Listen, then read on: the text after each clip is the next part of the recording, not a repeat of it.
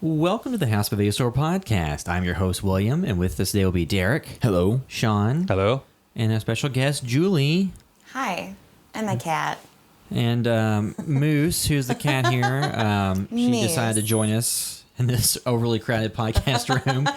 But on this episode, we'll be discussing the new Scary Stories to Tell in the Dark movie that just got released. That's based on the books that a lot of people probably read in elementary and middle school or high school or whatever. Because grade. is the Scholastic Book Fair something that went like everywhere? Or is Yeah. that just I'm pretty so sure. most I think people so. probably have a copy of it. I remember from going to that. the book in fair America. and getting creeped out by the picture of like the or on the front of the Yeah. books and Because the illustrations, in case someone who's in their 30s doesn't know what this is, that's these books, and the illustrations are creepy AF.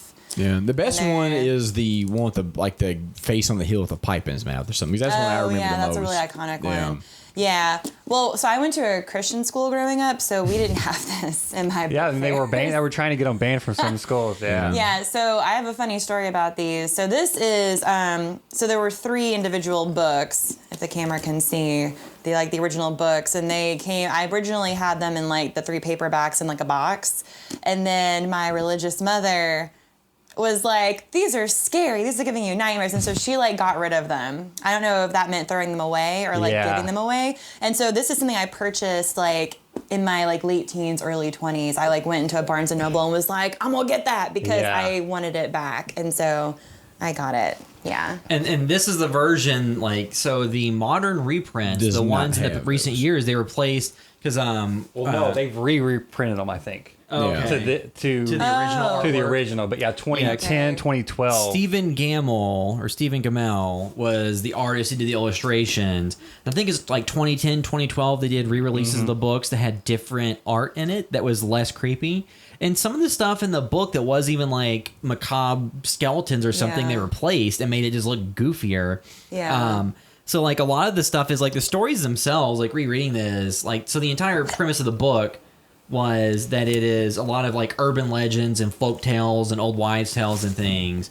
And then there's a creepy illustration to go along with it. And then the book even has songs that go with some of the things, or it's from the perspective of assuming you're reading this to people. It tells you how to handle certain elements of reading it out. It's now look at someone next to you and go, Yeah. stuff like that. I did that.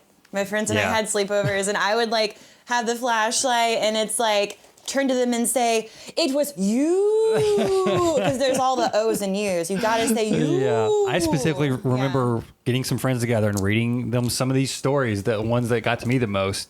I don't know where my original copy is. I think it's probably with all my Goosebumps books somewhere. Goosebumps. My mom has somewhere. Hopefully, I still got mine. I think I don't know if I had all 3.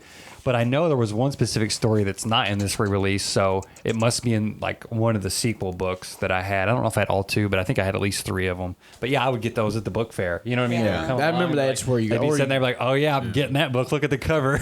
Yeah, I just remember that being one of the essential scary books Yeah. as a kid, just because of the art. Like you said, not every single story hit, but the art from it was always really good. The one I Yeah. remember the most is the girl that locked herself in the trunk. I remember that story really well. Oh, the art from bride it. or Yeah, the whatever. bride. Yeah. She was Part of me hiding. wonders if, because this was probably my precursor to reading Goosebumps. I wonder if this helped prime people for Goosebumps. Because those are Yeah. longer, more time investment Yeah. for a younger Well, reader. they're not as scary. They're not as scary, Yeah. but also too, you're ooh, I like scary stuff, in Yeah. written form, not just in TVs or movies. And it's I'm going to spend, the next couple weeks reading this Goosebumps book. I don't, because I got way into Goosebumps, but I read those first. That's the first thing I'd Yeah. ever read Yeah, I that had was all of horror them. related. Yeah. Yeah, so we're talking about in the book. The original book was by Alvin Schwartz, and like I said, it's a very big staple of the '90s school experience, because I remember seeing these at the book fairs. But you never read them in the classroom. I never had Yeah. a teacher read them to me. No. But it's Oh, all the yeah. kids actually wanted to read these. Because there's stories in these that are folk tales where there's different iterations of it. Because I remember in elementary school, in our library, we had a period where we go to the library every so often, and they would let us listen to books on tape or something that had slideshows to go with them. And there was one called My Taily Pole. Yeah. That was about a wolf creature, a scary wolf creature that was out in the woods, and a hunter shot at it and shot its tail off and made it into a stew. And then ate it, and then each night the creature would come back and scratch on his cabin and say he wants his taily pole back. and then it Which ends is the with "Where's my toe" and story. then it ends with the creature getting inside and it eating him. But like the last picture in the slideshow was like from him laying in bed looking at the floorboard, and you see the creature at the edge of the bed, and that gave me nightmares like as a kid. Like they don't do that now. Yeah. Kids Yeah. today's world, they're just like the happy bunny went over and said, I love everyone exactly how they are. Well, that's because kids Written by William Capps. That's because kids have to worry about mass shootings at school now. Yeah, really. They've already got their own nightmares. So kids have their own real life horrors they have to deal with. So let's give we them don't need something to nice. pack on werewolves on Right. top of that. Well, see, like, You can then have also- werewolves, but then they but they're also not like. But then they can also go watch scary. YouTube videos and learn about how the Holocaust isn't real and reptilian people. No, it is real. I'm Goodness. just saying they're fake conspiracy Yes, well, videos. yeah. So the, We're like not the, saying the Holocaust is not real. yes, the Holocaust happened, but the Yeah. point is that people in today's world, they don't, in schools are like, oh, don't read this. This will hurt you. But then they on their devices in their face 24/7 are watching videos about all kinds of Momo. stuff. question: did anybody else before the book fair go in the library and like watch a little movie about how like the books were forbidden and there's just one van and this librarian that drove around had books and it was like some post-apocalyptic world and like the tail end to like going to buy the books was like this little movie you watched. So it was like book buying propaganda. Yeah, it was like 19 like burning books. It's like, "But you got the books here," and then like, you go in there and you go look at the book. Well, I remember there being like a knockoff Star No, I never Trek did. about the library. That's kind of what it was. And I remember we would watch that before we'd go in and do the book fair. But yeah, so That's before, funny. So real quick though, what did you guys read any other horror books? Like Fear Street was another series. Oh, yeah. R.L. Stein's Fear Street. Yeah. There was another knockoff one Now was that Fear wasn't Street R.L. Stein, or not more, knockoff, but was Fear Street a little more? maybe it was for. We can go look at my bookcase in the next room because I legitimately have like Fear Street, Goosebumps. There was another series. There that I was started- another yeah. one. But see, also blanking on what it was. you had the Goosebumps. You have your mic on if you want to go look. You I'll don't have go. to, but you could. I'm gonna go And you look. could- because we had Come on, Moose. you had Goosebumps TV show. Let's You go had look. Are You Afraid of the Dark, the TV show. Yeah. Which those were very like kid centric, teen centric TV shows. There was a bunch of that stuff in the '90s that I feel like we had. Yeah. Well, and two, the scary stories to tell in the dark. The scary stories to tell in the dark books. scary The stories. illustrations in them were so creepy. As a kid, you felt like you're getting away with something being allowed to read it. Oh, yes, or for sure. Christopher Like, and I Pike's think too at Spooksville. nighttime, this when it would get you. What'd you say, Julie? Christopher Pike, Spooksville. Okay, I don't think I read R.L. that. Stein's, Ghost of Fear Street.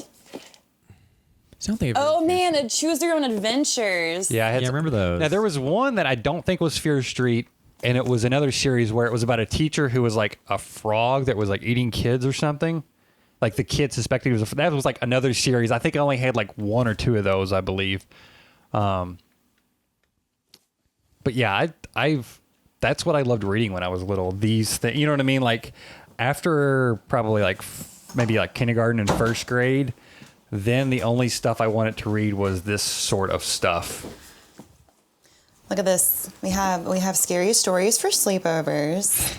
I'd never seen Which that. I think I hid this from my mother probably. Then we have R.L. Stein's Ghost of Fear Street Nightmare in 3D. I had that one. Remember? Yes. Yeah, because you stared, all the 3D pictures came to Yes. life. Reader beware, you choose the scare. Yep. Those Oh were fun. man. Yeah, I remember that. I Those wanna were find annoying my- if you got stuck in a loop of like dying Yeah. or whatever. Like- Spooksville. So that was like I think I had Spooksville. Yeah, the reason I bought this one too is for my daughter. Like she's too young now; she's only 2. But when I saw this in the store, I'm like, because it was on clearance, so I was like, I'm sure I can always get it from Amazon. But you never know. I was like, I'm at least gonna buy this, so like in a couple of years, you know. Well, like with the that's why the Bandersnatch, the Black Mirror special. Yeah. That people like they're billing it as like almost a video game, but it was more of a choose your own adventure book because you could get caught in loops. And that was like those Which was annoying. those books, Yeah. you get. I always had to like fold pages and like hold my finger, like, Yes, oh, I'm yeah. gonna 4 places back because.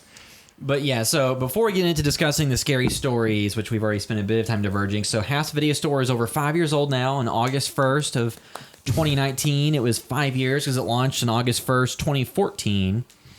And I In know typical fashion, as I mentioned, we missed it.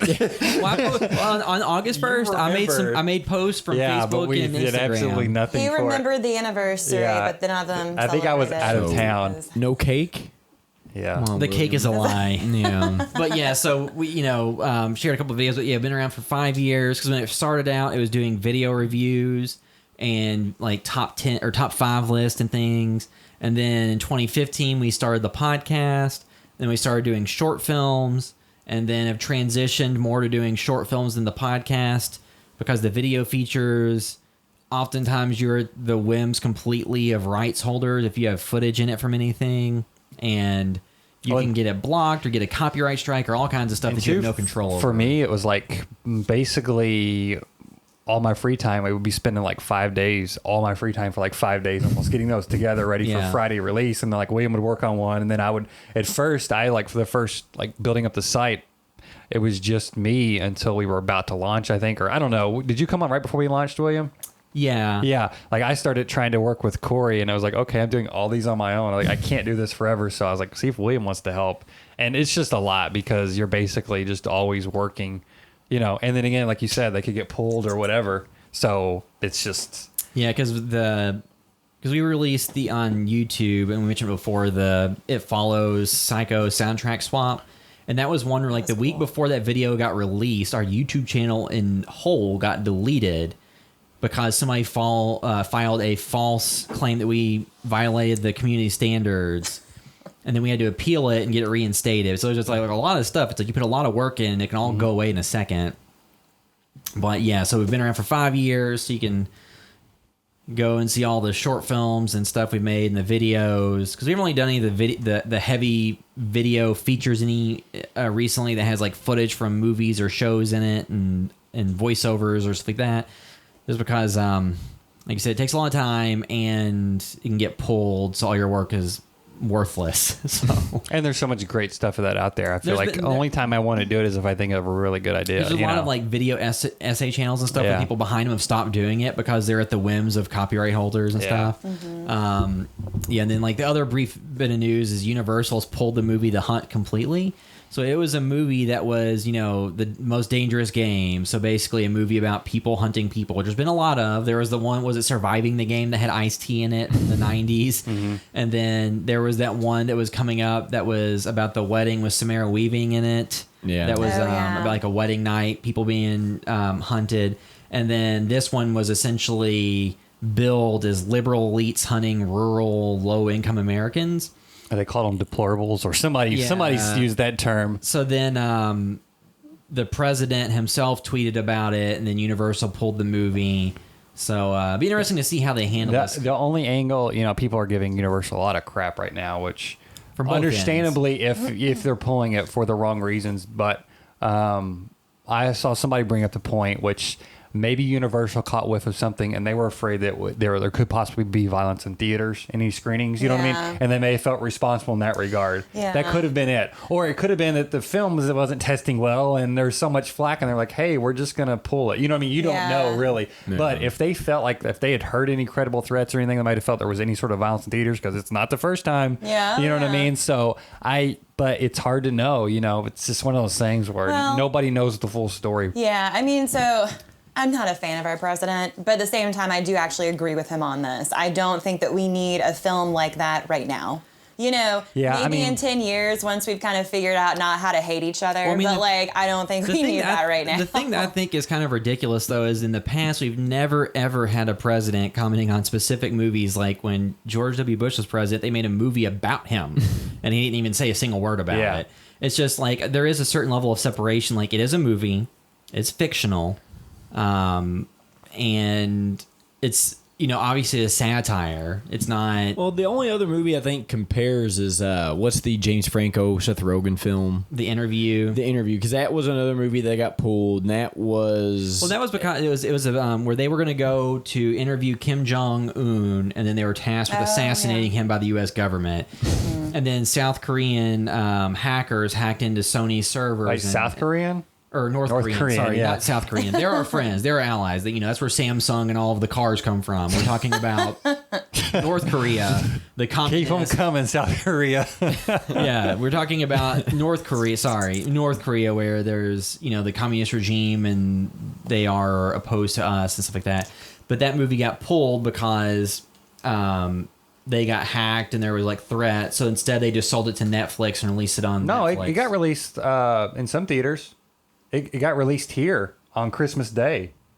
I actually did a news story on that was kind of a weird. But they released it to Netflix in November, and then like did a very limited theatrical Did they release rollout. it? Yeah, No, I thought it streamed. It was like I thought that first time it released though was in theaters. no. I remember watching it on Netflix. Yeah, it came out on Netflix. Was it before? Or was it on Amazon? One of the two. They scrapped their planned wide theatrical distribution, sold it to Netflix, and did like a limited theater rollout.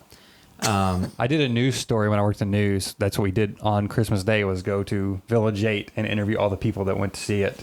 And it was packed. There was a long line and everything. Yeah. Interesting. But yeah, so once again, just it's an interesting line of what movies do you block coming out in theaters, because there's been some movies that they've postponed because of different things happening in the real world, and it's just like as of right now, Universal just straight up canceled the But movie. it's also the same thing where it's like if the president's tweeting about it, it's like, okay, but we're not doing anything about, It's the same thing as Walmart. Walmart pulled all the violent video games, but they're still selling guns. You know what I mean? Right. It's the same thing. It's like, Right. okay, you're going to have it one way just Right. because...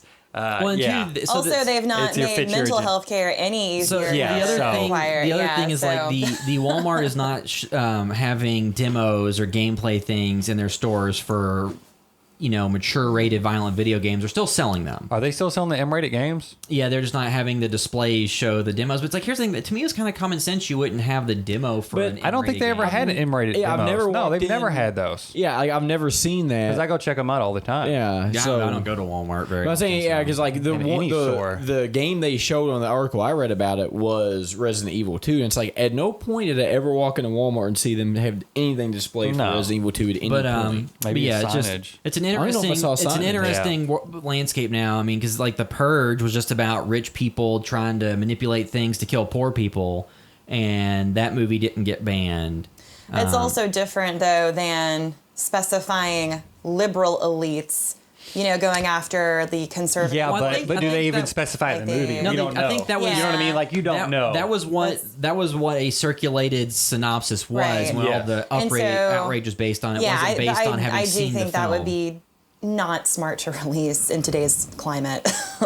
But yeah, so that's that will not be getting released to theaters. It wasn't anything I was super hyped on to begin Nah, with, yeah. but I would Yeah. have. But we'll see. Because there's also like the Belko experiment and all these other movies about people killing people. That And it's a whole thing where, on one hand, you don't want, because it's terrorism. People who go in and shoot others, or they're terrorists doing that sort of thing, on the mass shooting. But so on one hand, you don't want to let terrorism or fear rule our lives and decision making in a free country. At the same time, I think we can and should use common sense when we know we do have issues and things to deal with. Today's world, like I was talking about this the other day with somebody, like not to go into a big divergent, like with social media, people on every side of every issue share these stupid memes that boil things down to the an inaccurate meme of like a single sentence description of some situation that's incorrect, and everybody shares it so much that becomes the reality to them.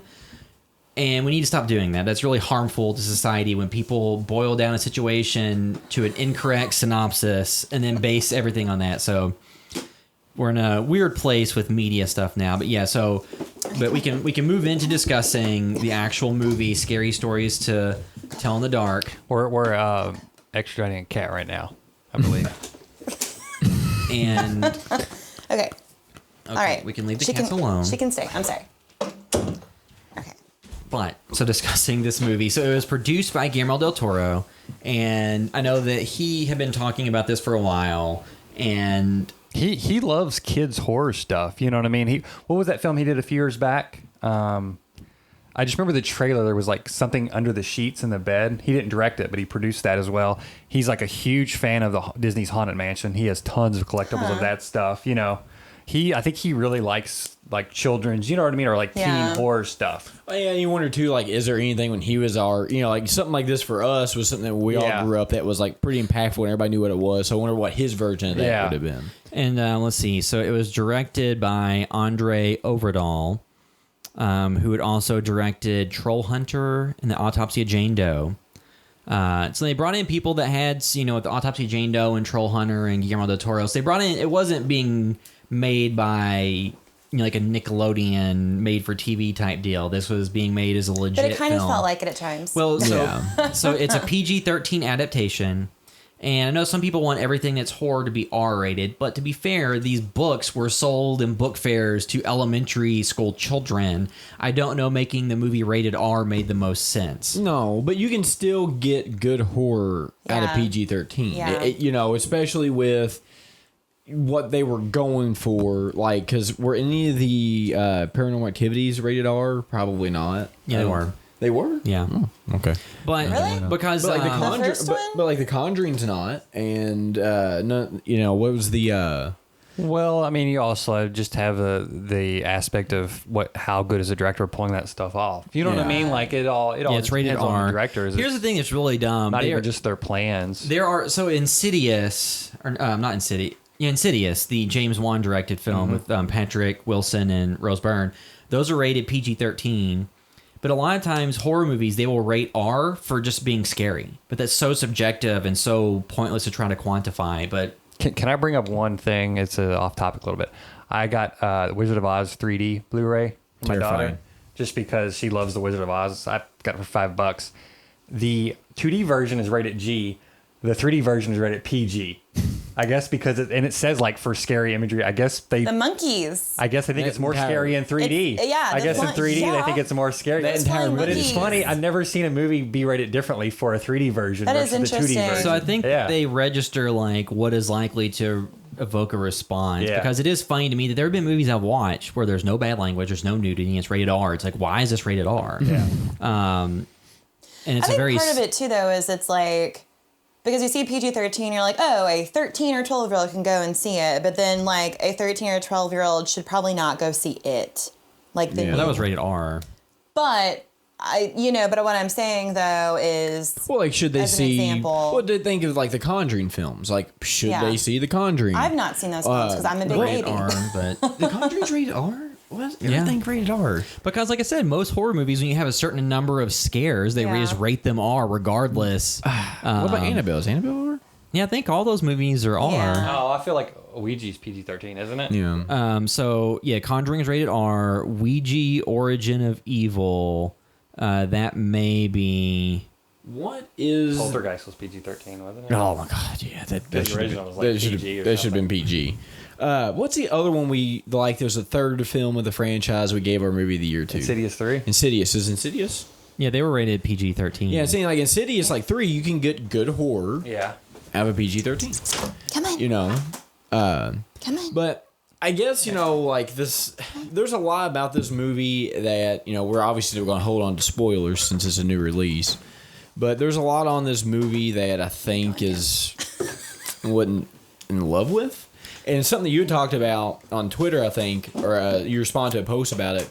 Was I think this would have worked better as an anthology to me, with the main characters being the through line, but the individual stories happening, just them reading the stories. Somebody mentioned that. And I just Yeah. said, like, the probably came down to, like, anthologies don't make a ton of money, and they Yeah. obviously probably Well- want to make a series out of this because there's a lot to milk here. And I don't mean milk in When a it bad way. comes- I'm just saying there's a lot Yeah. to mine here. So when it comes and to- anthologies, just they're not blockbusters. I think that Yeah. I think there's a few elements at play. One, they recognize that none of the individual stories from these books or Goosebumps are so iconic that making a movie based solely on that one story will make them $100 million. The images are iconic, Yeah. though. But- that's the thing. But the thing is, The a images. single image in a 2-page story does not a hour 30-minute Yeah, movie. or sometimes a one-page story. And also, too, I think part of the appeal of that was the imagery you got and filling in the blanks on the rest. You know what I mean? Like, Yeah, that's right, what works with yeah. that. So if you fill in all the blanks and you're just telling a 1-minute story, it is never going to compare to that book. Yeah. You know what I mean? So I think they had to do something different. Well, Whether or not I think it's the right approach, but I think they had to do I something knew different. they were going to have multiple stories in there, which I Yeah. had no problem. There's no way you can make a movie. Well, they had out like of Super one. Bowl ads that show the different characters. Which I'm fine with that. But like on Goosebumps, there's a couple of different books that maybe like The Mask, because remember they made like a TV movie out of that. Oh, The Mask was So scary. that's something that I think in that particular instance you could make a full movie comedy out of that and make it I work. see what you're saying. But now But on the Scary point- Stories, I don't know. I have to Here's go the read difference. them. I don't know if there's. I any. think when you do the marketing, though, the nostalgia for Scary Stories to Tell in the Dark or Goosebumps or whatever, it is for the overall collection of Yeah. stories. Yes. It's not for just the one. So if they made a really good modern adaptation of that Goosebumps The Haunted Mask, it might make $30 million. And that's a whole book too. They're adapting. Yeah. That So if they- that if they movie was were- an entire book. If they adapted that one story, it might do okay. But if they, it might do but I don't think it makes $100 million. And It may. they just look at the fact that historically, no anthology has ever made that much money. I think the highest-grossing anthology film, not adjusted for inflation, I think was Twilight Zone the movie from the '80s, and that had George Miller, Steven Spielberg. It had top tier directors from that era, and it still didn't make a breakout hit film. Yeah. Because I think they realized that people want But a also character too, they had some bad press behind that one coming out. with but the still, that was John Landis stuff and the helicopter crash. But I don't know. I mean, at the same time, like, there's so many. So we just went to a dinner last night and talked to people that we assumed were our age, like in their early 30s or whatever. And of that group, there were two couples and only one woman had read these books. But I think the average person in the US who's our age-ish or whatever has read these books and gets them. And so I feel like, or has seen the images. so I think, so that's the thing is so what's funny is, the pale lady, you see her in the trailer. I'm not giving a spoiler away, but you see her and it's oh, that was from the book. Yeah. So at that point, it's I don't even care what the scene is, but you see her and you get to see her nostalgia in the too. flesh. Yeah. Yeah, exactly. So I really do think that you could pull off an anthology or more but an anthology I with think this. I think because we're in a different era, I think anthology maybe not suited for theatrical. I think it should be if it was okay, we're going to do some 15-minute shorts and put them on Netflix. You know what I mean? Like a 15-minute series or each episode 15 minutes on Netflix or streaming. Or after something. seeing the movie in the car, I was like, oh, if they made it just a Scary Stories to Tell in the Dark series on Netflix with 13 episodes a season, Yeah. that would be gangbusters. But I think the thing is that, and they're not wrong in assuming this, is that studio, when they're making a studio film with that level of investment, the audience wants to see main characters they follow through a first, second, and third act with some development and interactions and subplots. They don't want to have every 20 minutes or 30 minutes a new story. Well, because anthologies are popular on streaming and with horror fans, and we know we enjoy them, but for the most part, the general audiences don't care. Well, how do y'all feel about this being Stranger Things light? I never felt that really. I Because think Stranger they were- Things feels like E.T. and everything else. I don't know. For me, Stranger Things I is think the they bar. tried to do Stranger Things Yeah. and then failed. Yeah, that's the I thing. It think was light. they It was- failed hard. I don't This know was if they were like- going Stranger Things. No, and they 'cause had even bikes and they had- They yeah, had but they had had the radios. walkie-talkies. But I think- I hadn't but seen that was walkie-talkies so- since the 80s before Yeah. Stranger Things. Yeah, I mean, that's I what I just looked bought at. one. I just bought some walkie-talkies yesterday. Yeah. But I was saying, Did Stranger Things inspire it? No, Here's the thing, but here's the thing that always kills me about Stranger Things, all these movies, or Back to the Future, when people use walkie-talkies and they reach vast distances. Yeah, When I yeah. was a kid, the walkie-talkies, you were lucky if it reached from inside The your front yard or house the backyard, to yeah. out to the neighbor's house. And then the only ones that would reach that far were the handheld CB radios that Yeah. were friggin' 5 pounds without batteries, heavy, chunky things. that's kind of what they had in Stranger Things. Yeah, But I mean, they were all in. For me, I think whatever they did and whatever it seems close to, I personally think they were kind of in a rough spot because I don't think they could have done anthology. Yeah. One, this film is for teenagers, say. You know what I mean? That's what this film's bread and butter is. So of course they're gonna have some slightly older than 12 or 13-year-old kids in there. You know what I mean? Yeah. Now I story-wise, I see what they were doing, but I'm interested to see. I would be interested to hear why they set this during the Vietnam era. Yeah, that's why I don't get on this because, if the nostalgia for all this is from people that grew up in the 90s, why not set it in the 90s? That's that's leaning further into that. Yeah. The only thing is if there's something weird that they're thinking about for a series, in the second one it's going to take place in the 80s and third one in the 90s. Are they going to do something She's like an that? adult or something. Yeah, kind of pull off the it. Well, yeah, what are they going to do? Yeah. That's the only reason I could see why is if they have some Maybe if long-term they do plan. it that way, and then the kids are more adults or whatever, then they can do the R-rated version where it really appeals to us Yeah. in terms No, of they're not. I don't think they would ever do a series where they switch from one rating to another in the series. I think they have. I just don't really know Which ones have done that? Like they've gone in the reverse direction. You go from R to PG-13. I don't know of anything that's gone from PG-13 to there's R. a horror series that Wolverine. went to R. There's a horror series that went to R, but also Logan. Star Wars went to PG-13. Episode 3. It used to be PG, and then Episode 3 went to PG-13. But I mean, but that's still PG-13. Yes, you don't have an ID when you're under 16, so no one's It carded. doesn't have to be R because personally, I don't think it needs to be R either. No, I don't. no, because personally, like for me, like I don't, because I'm very much like you don't need to say fuck 30 times to sell a film. Well, now you this don't need to podcast is have rated R, Joey. gratuitous. Okay. It doesn't matter at all. I usually It actually doesn't matter. yeah. I heard you can only, if you say it within the first few minutes on YouTube, that's when they take away monetization rights. Did you guys know that? No. I heard that Okay. recently. So as long as we wait like 3 minutes, I think we're good. We're good. We're totally good. So, yeah, but like, so dropping the F-bomb like 30 times Well, but here's just to do it isn't going to help you. Also, like gratuitous like violence or sex or nudity where it's not necessary and it's just doing it because you can. That's not just to get that R rating is not going to help the film. This one had great scary set pieces. I feel like the horror stuff in this felt pretty true to the vibe of the books, which no, is, you know what I mean? Like there just wasn't much of it. Yeah, it And felt that's true what to the vibes of the books. irritated Well, me. yeah, I think that's what irritated me the most is because, like, you know, the podcast we filmed or reverse, but the next one we're talking about is Jacob's Ladder. That left you with something to think about. Well, so that like we said, like so the next episode, Jacob's Ladder, we recorded that before this episode because of timing, but that one was set during against the Vietnam era, and that's like a haunting movie that leaves you with things to think about. So going into this movie, I didn't see anything about. I didn't watch the full trailer. I only saw like the little clips they shared after the Super Bowl commercials or whatever, and going in, the movie, it starts out with saying like, oh, I learned that stories can haunt you or blah, blah, blah years ago. It's like this weird, like, why is this necessary? Yeah, they does start out with some narration, minor spoilers about like it happened during the last years of our youth and we didn't know it yet or something like that. So again, it's weird because is that setting up for them, because it's not like the end of the movie. It doesn't end like this with them being like 30 years old It or sets 50 it or up- 60. it sets It up to be never, it never Right. comes back around to the narration. It sets it up to be a series if it's successful. Yeah. But like, so you start out with it playing the Season of the Witch, and it's set in the late 60s on Halloween. It's like, okay, I'm kind of digging this. And then it even sets up like you see the Herald, the Scarecrow, and it sets up all these he elements. looks just like And it's like, okay, I'm looks digging this. good. This is gonna be fun. And then it devolves into the same thing that the recent Goosebumps has been. And when I'm hearing the Are You Afraid of the Dark movie is going to be, where it's you get a book and then the things from the stories happen in real life. And it's like, I get that that's the easiest way to do it. I'm okay with that. They just didn't do it well.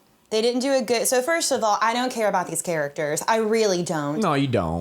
So me as, 33-year-old, all I care about is the stories and seeing those illustrations on the big screen with our modern technology and special effects. That's what I want to see. And they barely gave that. I know, and that's what killed me because I won't talk about all of them because they're not all in the trailer, but like I mentioned the Pale Lady.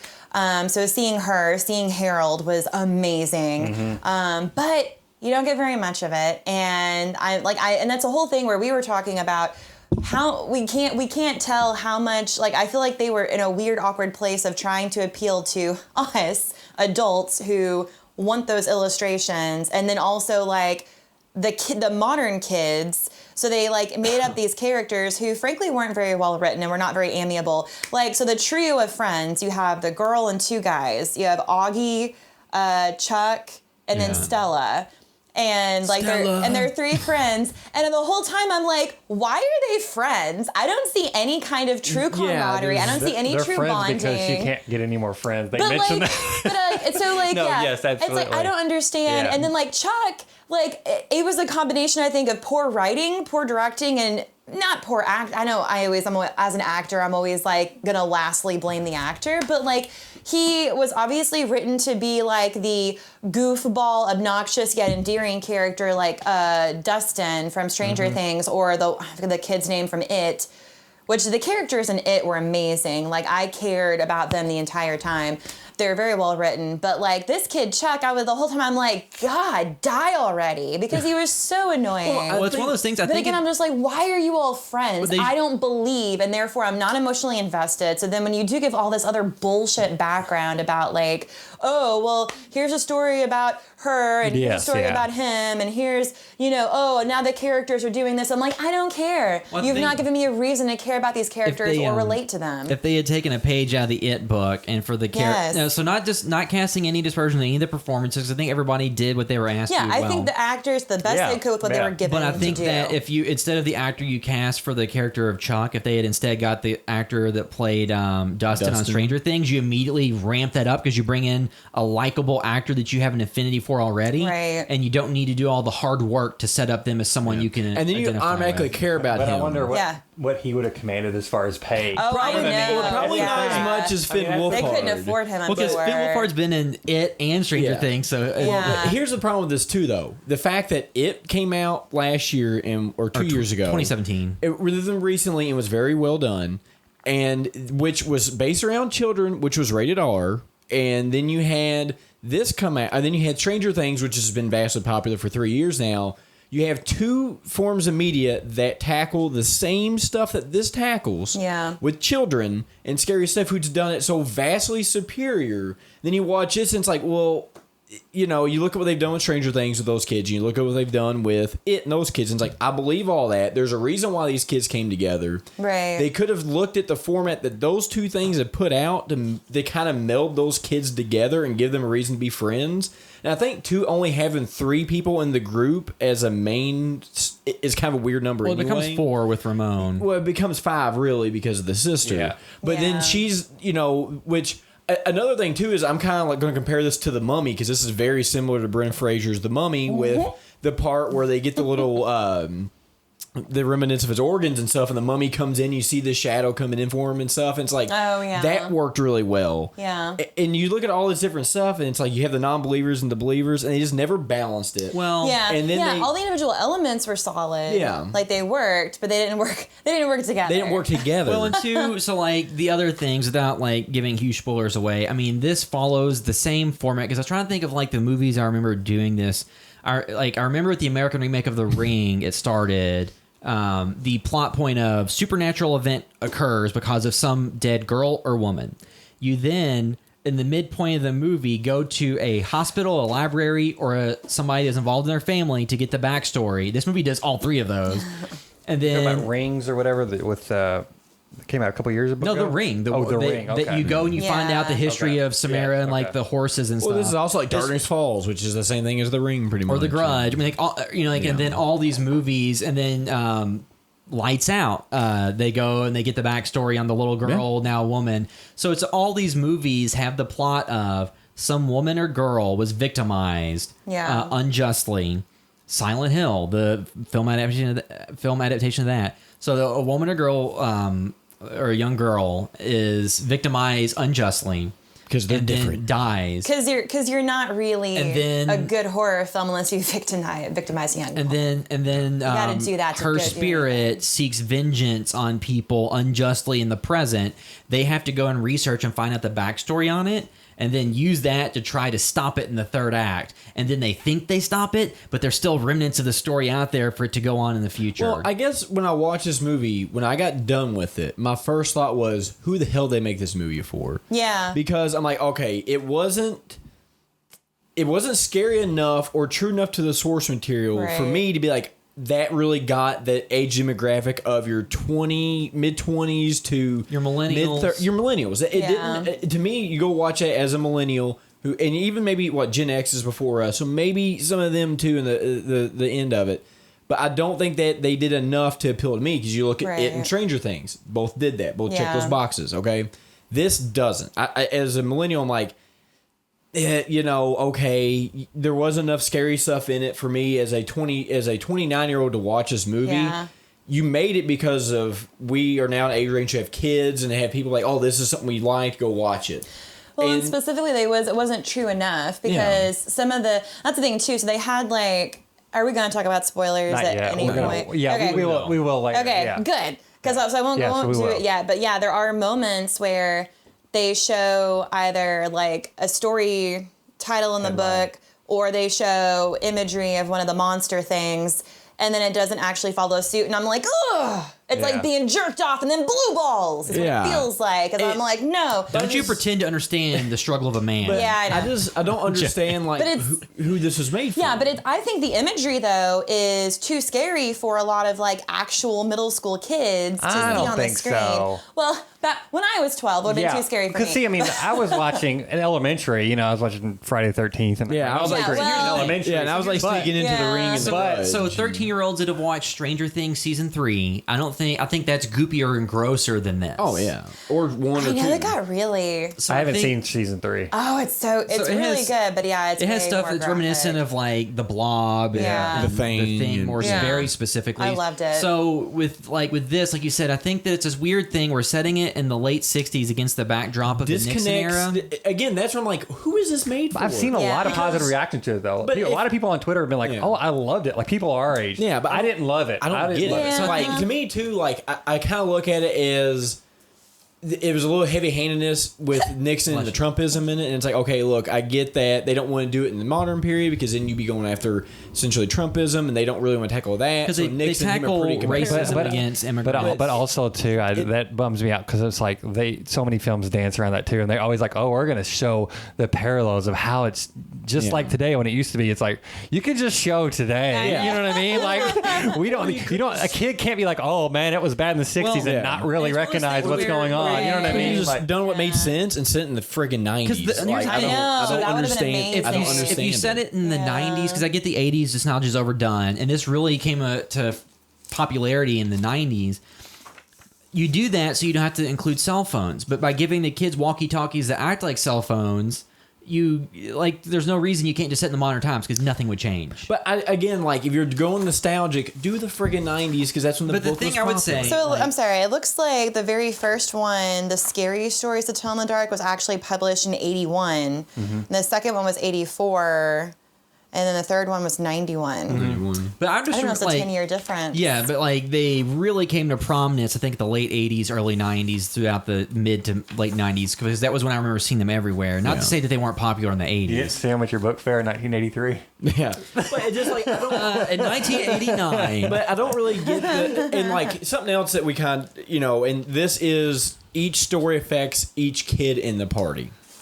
Now, to me, I think would have made more sense, or I would have maybe enjoyed more, and I guess this would have made it an anthology, is to when they read the stories, it was a period piece for when that story took place. Or if it was a longer version of the story. A longer version of the story, because I think sometimes, too, these stories is, they're like, monster, bleh, and then something happens, done. And it's like, well, there's no tension build up. There's no dread. Because they don't want to jump into characters that aren't your core characters because you care even less about somebody you just introduced. But I'm saying, even when they had the kids in the story, like, the problem is that there was actually a scary story in that. So when you do this in the movie and you're like, okay, well, we're gonna give you the character, and then they kind of like very lazily be like, oh, well, he ate this, now that's there, okay, next scene. It's like, so what the movie's based around, you give me like one cool scene, you give me a good set piece, but you don't do anything with it. Yeah. And then you're like, all right. Well, they took a lot of time, again, doing character stuff, and it's like, I don't care. There wasn't a big payoff for it. I don't care.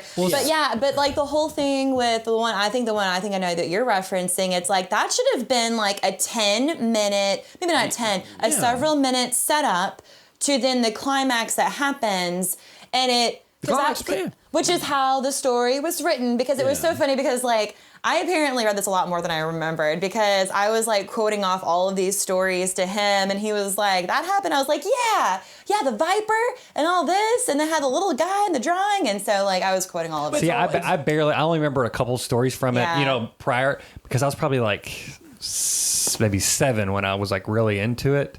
But that's like the last time I kind of read those. Well, around that era. Like I was telling him, I was like, a lot of these are literally just urban legends where that's what apparently he did a bunch of research on folklore and adapted those. And so you can just do like take liberties and like we could do a short film. I think what we were saying with some of this stuff is like this was something that you the stories themselves were not that terrifying. No. The illustrations were scary. The illustrations were terrifying. So combined, like I said, as a kid, you feel like you're getting away with it. But once you got to the age, which for me was probably too young, where you started watching R-rated horror films, then you kind of went away from the stuff because you're like, I don't feel like I'm getting away with it. I am literally watching the R-rated film. There's a boob.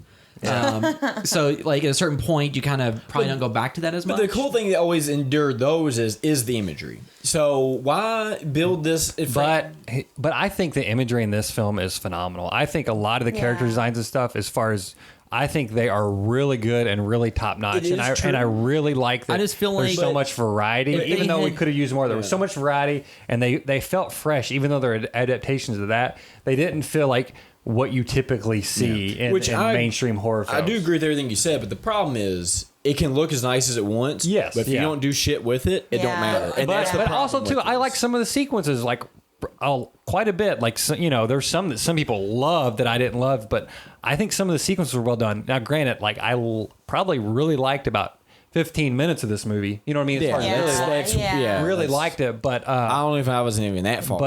But yeah, I'm in agreements on a lot of stuff. And two, I didn't know I was really busy that day with work, and I was like, I'm just going to go see it now, or I'm not going to go see it with the podcast. So I left, and I think I was thinking about work the whole time. But I honestly did feel like most of the time, like I'm ready for this to be over with, and I didn't know if it was work or the movie because I wasn't super into the kids. I didn't hate them. Nothing turned me off of the film, but I was just kind of like, all right, I'm kind of good. You know what I mean? I feel like that's an indicator, though, that it wasn't that good of a movie. Yeah, if it didn't pull you in and distract you, like that's why we go see never movies. distracted What I would say is a good comparison. So, like, once again, so the basic outline of something scary is happening, and you find out it's because a young woman was wronged unjustly in the past, and her spirit is causing things in the present. Lights Out is that exact same plot. But I think Lights Out had more engaging set pieces with how they played around with the setup. Avril Lavigne did a very good job in that movie. The creature design and everything. I like this better than Lights Out, though. I think like the creature design and everything, and that if you had taken these creature designs and made that what's scaring people in Lights Out, like I think it's just these like somebody running around and then the creatures keep showing up and they just run around and it's just there. Like they didn't do enough engagement with. I mean, but I also liked the nature of the variety. Like the Goosebumps movie, was kind of similar. That was way more fun because Jack Black playing this meta thing of playing R.L. Stein. Like and that wasn't even really going for scary. That was very fun, and I loved just how much they packed in there.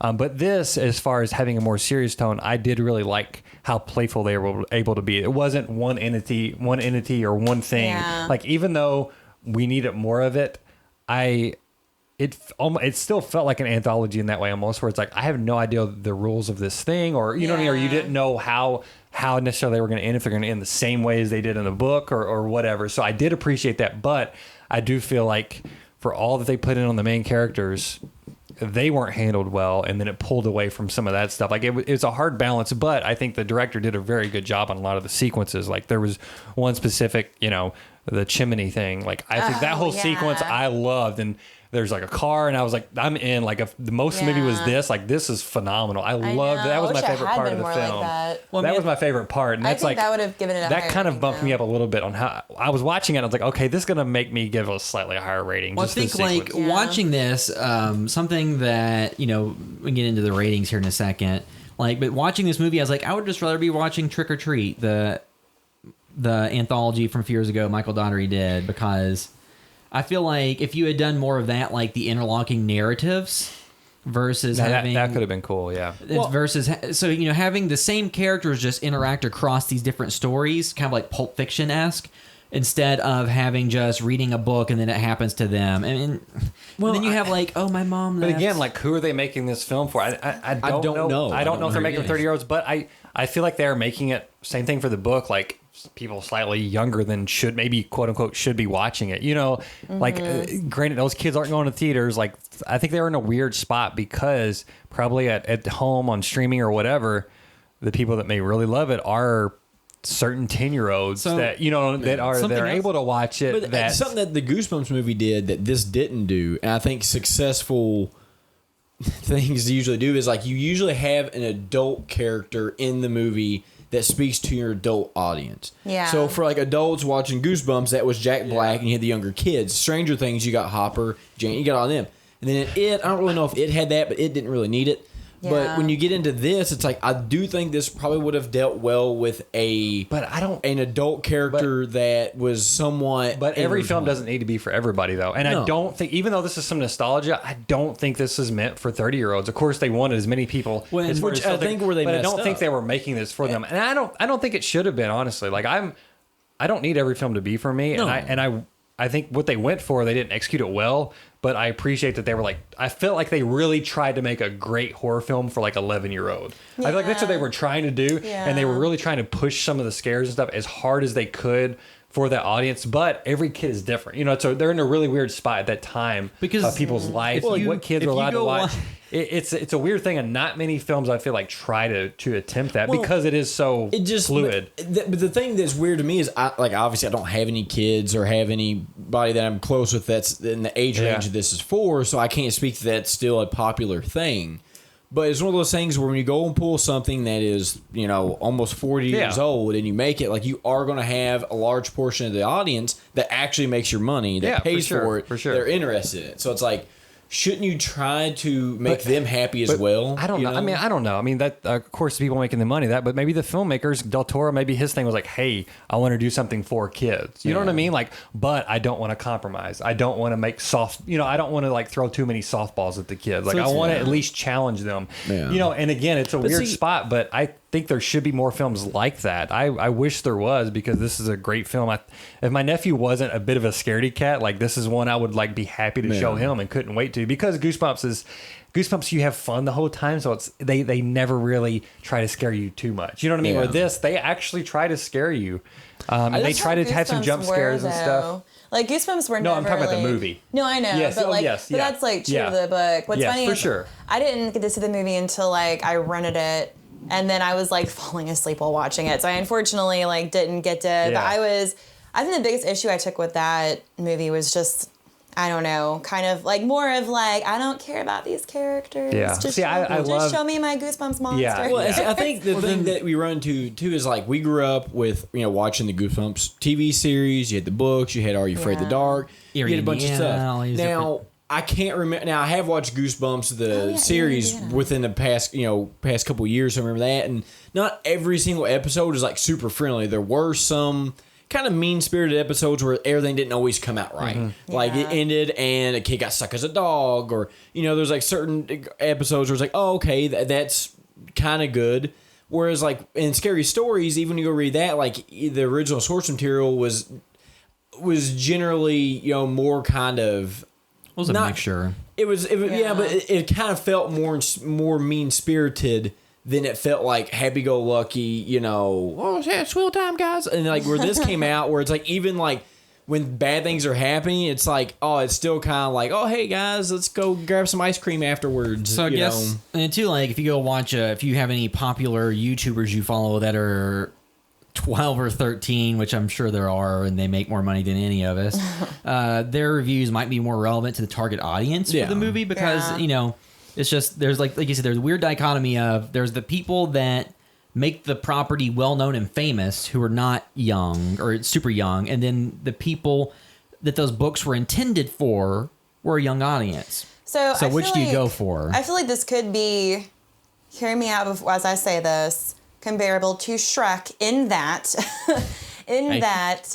you're going to have adults taking children. And so Shrek entertained both adults and children pretty equally. Like, we just watched Shrek on Netflix recently. We're like, oh, this is still very funny, and so, and we were in high school when that came out. So I think in this scenario, you have that similar thing where they were like, okay, well, you're going to have the people who, as children, read these books when they came out, and then they're going to be taking their children or nephews or whatever to go see it. So they wanted to entertain both at the same time. And I don't. So here's the thing. So they didn't successfully do it, but that is probably a good. Yeah. It wasn't a complete success. I mean, to your point though, like, I'm not trying to like rain on because I do think if you read these books and you like them, yes, go see the movie. Maybe do a matinee so it's not as expensive. Mm-hmm. Yeah, that's why I did. Because that's what we do do a matinee. The only thing that somebody pointed out in a review is that there aren't that many people our age that have 13-year-olds who are kind of the target demo for this movie. So not everyone waited until they were 27 to have a kid. I mean, so there is that. But also, like, maybe they have a nephew. I'm just saying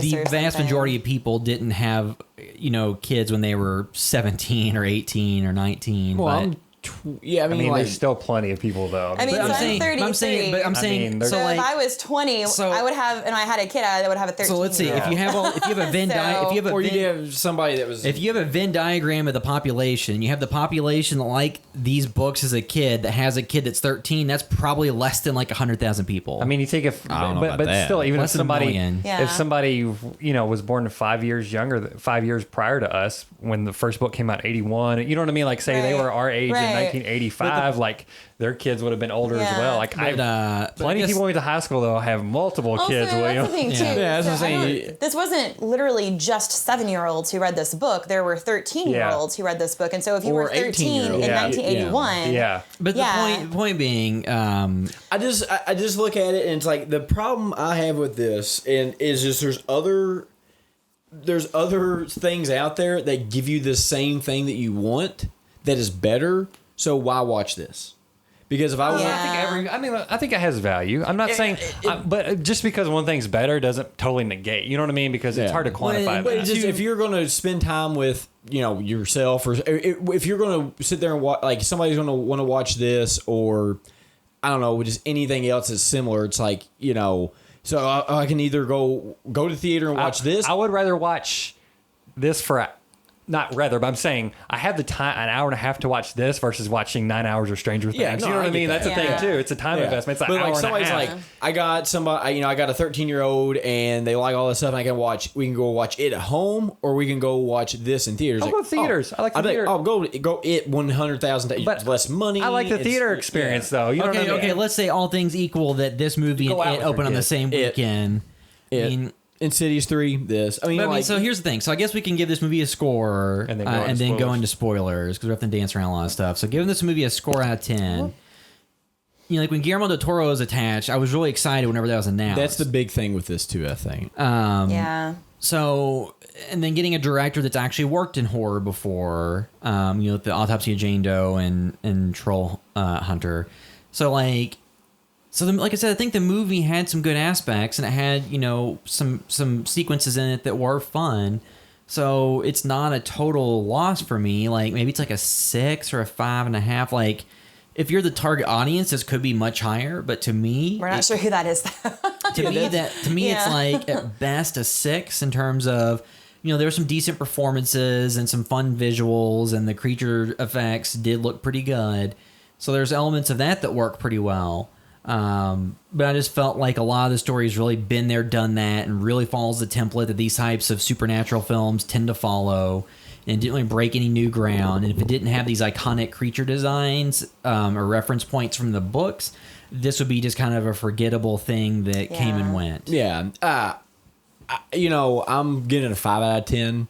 Because, when me and my wife went to watch it, we were stopping, she used the restroom, and I was just sitting out there waiting for her, and there was a group of, I guess they were waiting their mom too. They're probably, 10, 12-year-old girls. There was like 4 of them. So they were talking about the movie, so I was just kind of listening. And like they were not impressed with it. How scary it was. Yeah, because they were talking about one of the girls, like, well, if you see the original artwork, that's so much scarier. And it's like, so when I listened to like that group say that they weren't that impressed with it, it's like, and now again, that's an extremely small group, It's a very small sample size. But it's like when they come out and they're not impressed with it, and then there are other people that didn't seem like, because you go in and you have Guillermo del Toro attached to it, and you get to see, different things they push, and it wasn't what I thought. I don't know what I thought. Well, what his creature designs look like from Shape of Water and Hellboy, the creature designs were good. Pan's but Labyrinth, when you push that, he's involved with this, and blah blah blah blah blah blah blah blah, and it's all this, and you get what you got. It's like, again, the Shrek analogy I think is a good one. It's like Shrek and anything Pixar's ever made has a balance, and all these can be like, okay, you can also have your extremely kiddie stuff.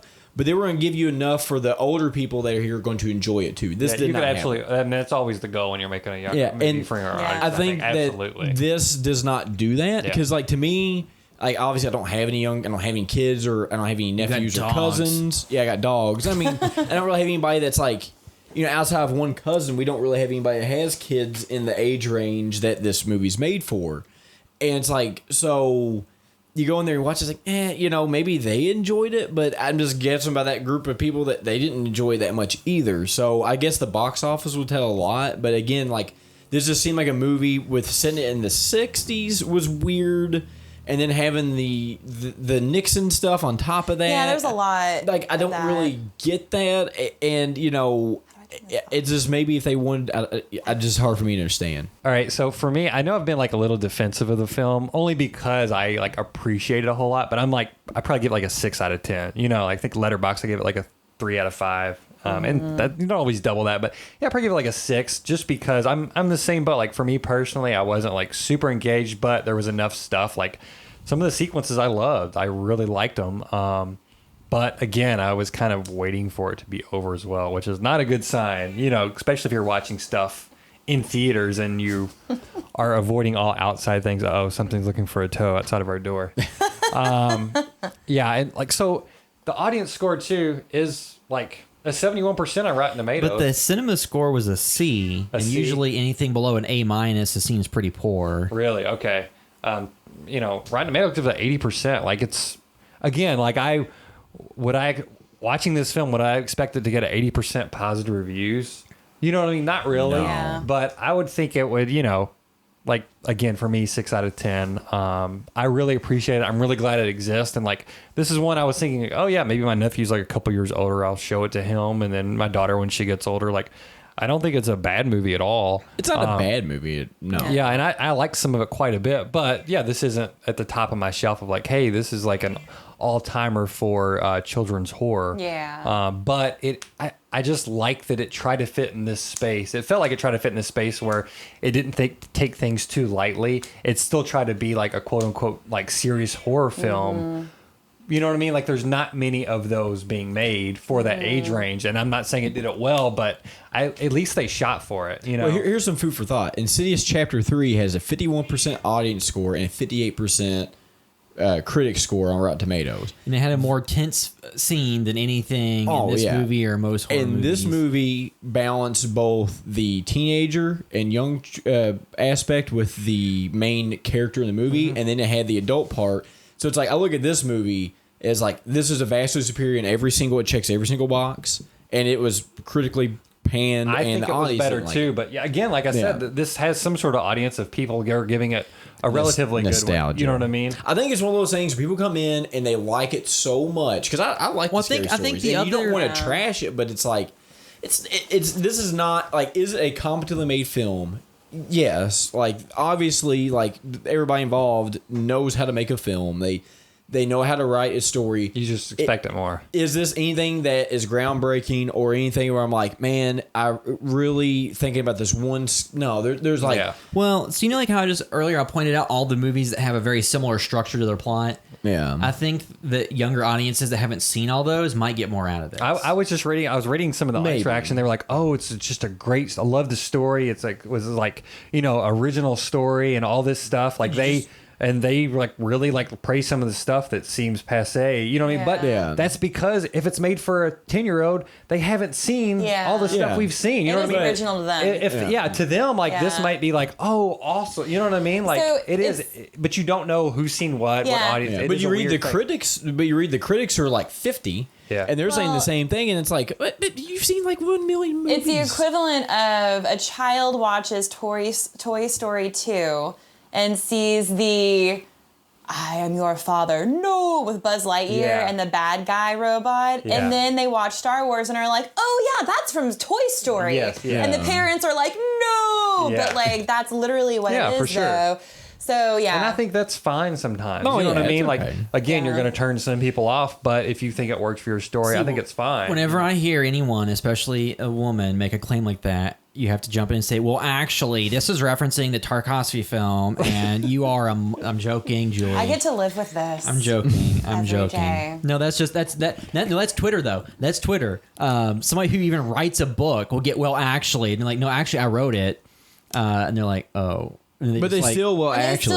Yeah, they don't give it up. A great example of that, to digress just a little, because we don't do any of that on this podcast, is that, so I had written a post, and a guy who is now, like, I've unfriended because he's just an asshole, was commenting and saying belligerent shit, and then my friend who has a PhD in psychology is a professor of psychology at Northern Kentucky University. I shouldn't reveal what school that. Well, anyway, she's at. I mean, there's other professors there, and she also is a working therapist, and she is helping do breakthrough research in trauma-based therapy.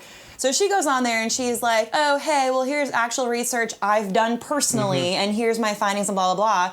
This mother effer argues with her and is like, well, no, blah, blah, blah. And it's like, did you read the part about her having a PhD? Like, I don't understand. Here's the thing. Some people, they just want to believe what they want to believe. No, but he also didn't do that shit with men. That was the thing. Yes, absolutely, absolutely. No, but you're right, though. But there's... sometimes I've started down that road with people and I'm like... But I understand if they're attacking somebody specifically because I think they can just steamroll them because they're female. But, some people you're like, okay, this person doesn't want to be educated. This person, they want to think they're educated, and that's all. Yeah, yeah. They don't want facts or information. Because like earlier we talked about these books being popular in the 90s, and they're some of them were written and released in the 80s. There's some people who are just like, no, they're in the 90s. They're in the 90s. That's no. Because I saw them in the 90s, therefore my experience is the truth of the universe. Yeah. Well, even though it was published in 1981, it didn't surface till 1990. And it's like, I don't know. It surfaced for them because that was when they were old enough to see Julie, it. what's your score? So I would probably give a 6. Yeah, I don't know. I think I would give it a 6 just because me personally, because I saw the trailer. So when I saw, Guillermo del Toro attached to it, and then I saw, I was like, oh, he's going to make the creatures look just like the illustrations. And I was super pumped about that. And so there are certain elements get different ratings. So if you take out the actual, creatures that were from the illustrations, you get a 10, maybe a 9 or a 10 because the individual creatures were perfect. Yeah. If you look at the story as a whole, 5, maybe 6. But so combined, it's a mean or a median or whatever of just 6. Yeah. Because I don't care about these characters. They did not do a good job of writing relatable, amiable characters that you care about. They didn't do a good job of balancing, I do agree, it is hard. I don't know how I would turn an anthology like this into a film if I didn't go the route of, you find a book and then it comes true, so I think that's fine. It's how they went about executing that I did not like and thought was poorly done. Because again, you can do the tried and true thing over and over as long as your execution's well. Then it doesn't matter if people have done it 100 times before. That's the thing too. Is it doesn't have to be original. Yes, yeah. It just needs to be well done. Because very few things can be truly original in today's world. Exactly. Right. There's so much that we're inundated with books and comics, and now we have YouTube videos and people doing short films in their backyard because anyone can buy camera equipment or use their iPhone, and so. Anyway, but it's an issue of it wasn't very well written.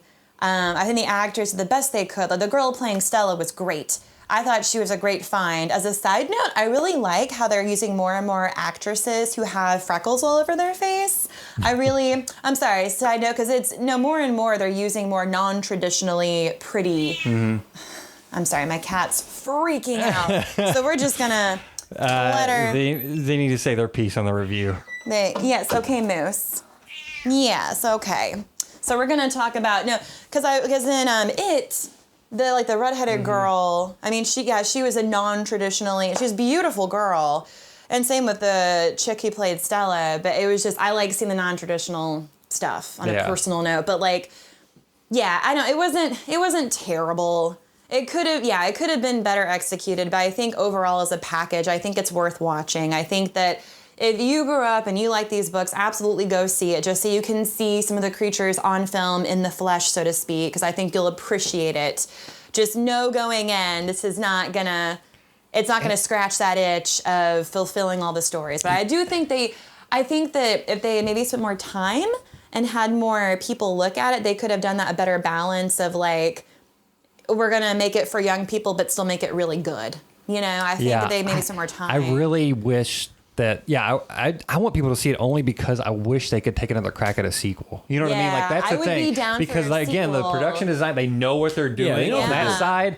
They've got that down, and that didn't seem like that was going to be a easy thing to do. Yeah. And they did it really well. And it's like, man, if they could work on a story, that I mean, they could throw all this stuff out if they wanted to and restart again. You know what I mean? Or it doesn't matter, but I would really like to see them be able to like take a crack at a sequel. Yeah, if they do a sequel where you don't even have to make it more adult. I don't need an R rating. I just need to see more of what I love, like the scary stories. Yes, and I think if they just balance it a little bit more, that would have been, 9 out I of 10 just rating. think what they did is like they would give you, this is the equivalent to like what they would do with early superhero movies. They would give you just enough. They would give you just a glimpse of what you wanted, and then they were done with it. Like, okay, you got your glimpse. Now let's get back to the soap opera of the 13-year-olds. And it's like, okay, but to be fair, like even the 13-year-olds here want to see what we came here to see. And also too, they weren't designing one monster. Like, let's spend all of our time with this monster, like the shape of water, this suit and everything.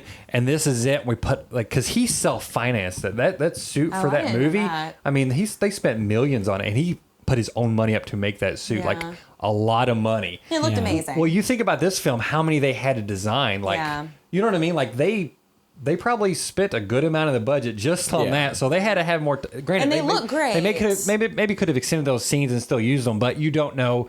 You know, if they're doing CGI touch up, like the budget may have only allowed for this much time, this much shooting time, because it takes a long time when you have practical suits as well. Which like one of the things people thought were CGI was all practical. Like you've got to spend a lot of time doing makeup, all that. Like the budget may have just not constrained it. And I'm not saying that gives the movie a pass because of that, but it probably was very hard to bounce between all those different types of creature effects. So in this film, there was something practical that people thought was CGI? Yes, it was the Pale Lady. Oh, really? Yeah. The person like walking and all that. I couldn't tell. Yes, yeah. The Pale Lady, but the person that's walking. It was a contortionist. Yeah, that was a contortionist. So no way. Yeah, and that's why I knew it was real. So that's why I loved that sequence in the film. Like I'm saying, like think about how much time all that took. Yeah. And I'm not saying you give the film because of a pass. I just really appreciate what they tried to do. Yeah. And I wish they could get the money to do a sequel and take another crack at it. I do think, so that makes me probably give it a 7, maybe. I think again, it's hard to rate it on that, but I just appreciate the film. Yeah, final note, if you read these books and you appreciate these books, watch this movie, because even though you won't get everything you really want, or like you'll have to sit through a lot of the teen soap opera that you don't really care about, the moments where they do show the creatures, you're like they're great. They're really good moments. And you get a variety. So I do think that's worth watching. Maybe just not a $12 ticket. Yes, see a matinee. For sure. For sure. Ready for spoilers? Yep. So now we'll move into full spoilers for this movie. Before we do that, can I have some narcissistic time and promote the fact that I got 2 more nominations for Best Actress for One Must Fall, plugs. Yes, which you're wearing on you. Not even planned. Yeah, so the movie you're in, One Must Fall, is screening at different film festivals, and they may have, I think on their website, if you go to their Facebook page for One Must Fall, they may have a link to buy Blu-rays of it. I know they had some. They may all be sold out, but it's still waiting to get like mass distribution, internationally and all that stuff. But it's making the film festival circuit, and Julie's been nominated for some awards. So I won. It was really cool. I won Best Actress at Horror Hound, which was super cool because Cincinnati. They have a really cool trophy. And then I was nominated, did not win, but Barry, he won for Best Actor in Crimson. The Crimson Screen Festival or something in South Carolina. And didn't Antonio win? There were 2 awards that won. And also won they had like a Best Picture, but then a Best of Festival award or something. Yeah, so it won the Best of Festival. Best of Festival. So so that was super cool.